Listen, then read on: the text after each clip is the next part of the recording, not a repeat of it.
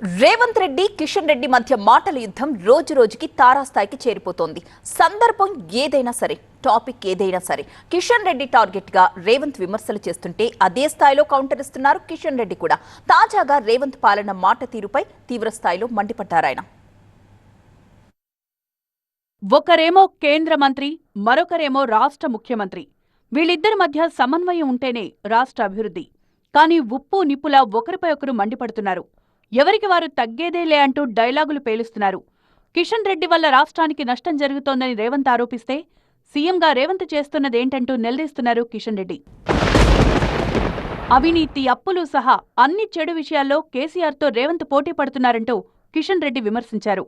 అసభ్యంగా మాట్లాడడంలో తక్కువ తినలేదు, నేను అప్పులు చేయడంలో తక్కువ తినలేదు, అవినీతికి పాల్పడడంలో నేను తక్కువ తినలేదు, నేను అన్నిటికీ కేసీఆర్తో పోటీ పడతాను అనే విధంగా ఈరోజు రేవంత్ రెడ్డి గారు కూడా అప్పులు చేస్తా ఉన్నారు.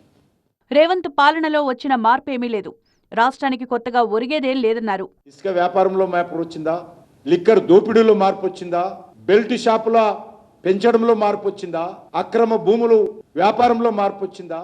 దక్షిణాది రాష్ట్రాల్లో బీజేపీకి బలం లేదన్న విమర్శలు కిషన్ రెడ్డి తిప్పికొట్టారు. ఆ పార్టీకి ఏ రాష్ట్రంలో ఎంత బలం ఉందో వివరించారు.